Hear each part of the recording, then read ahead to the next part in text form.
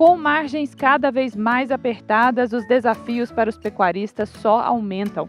Por isso, muitos criadores focados em acelerar e diminuir o seu ciclo de produção optam por selecionar seus animais para a precocidade sexual, que, por definição, é antecipar a puberdade das fêmeas a fim de que elas expressem o cio mais cedo.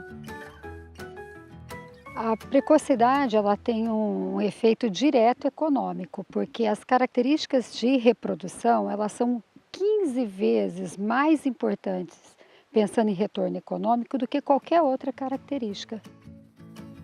O que significa para você um bezerro a mais na vida da matriz? Antes de falar em valores, vamos pensar primeiro no ganho genético do seu rebanho ao selecionar precocidade.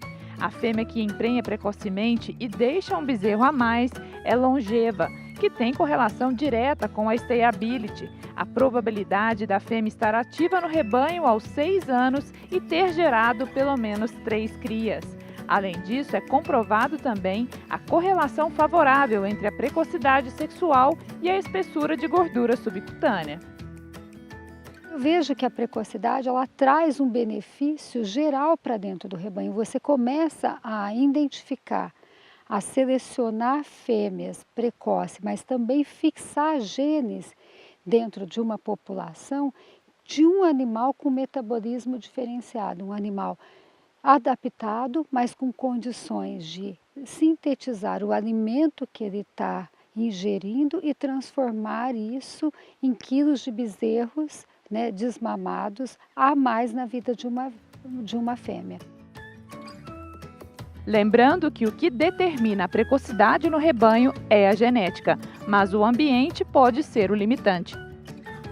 Desde 1986, o Grupo CV trabalha com melhoramento genético e há 2 anos iniciaram o desafio das precocinhas, com bezerras entre 10 e 14 meses. A gente realmente tinha, acho que é o medo que tem todo o produtor quando pensa em fazer precocinha, né? Pensa principalmente nessa, vai ter que tratar demais dos animais, depois a reconcepção vai ser um problema, vai desmamar bezerro leve, elas vão parar de crescer. E hoje a gente está desmistificando um pouco esses paradigmas que tem. No primeiro ano nós tínhamos 54% de prenhez precoce, no segundo ano já foram 67%. Quer dizer, elas têm o potencial genético para emprenhar aí com 1 ano de idade.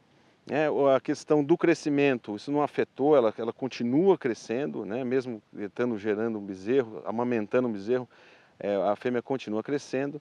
O bezerro desmama de fato um pouco mais leve do que o bezerro normal, cerca de 10% a menos, a gente observou aqui na Fazenda Campina, mas é um bezerro a mais, né? Então, vamos dizer, sem dúvida, não é que 10% a menos, é 90% mais, né? Infinitamente por cento a mais do que um bezerro que não nasceu. Resultado que só foi possível por aliar a evolução genética do rebanho e o intenso trabalho de integração lavoura-pecuária da propriedade. No primeiro ano, onde nós começamos o projeto de precocinha, a gente tinha 500 novilhas de 2 anos de idade, tinha mais ou menos 500 precocinhas, e elas foram criadas exatamente da mesma forma, quando primíparas, e a taxa de prenhez foi rigorosamente a mesma, tanto nas primíparas que estavam com 2 anos, que são as precoces, como as de 3. Então esse paradigma já está desmistificado, realmente elas, se tiverem um bom manejo nutricional, elas vão reconceber e vão emprenhar. O importante é que antes de decidir selecionar para esta característica, o pecuarista tenha em mente que algumas características devem estar equilibradas no rebanho, como a concentração de nascimentos no início da estação, boa habilidade materna das matrizes e bom ganho de peso dos bezerros até o desmame.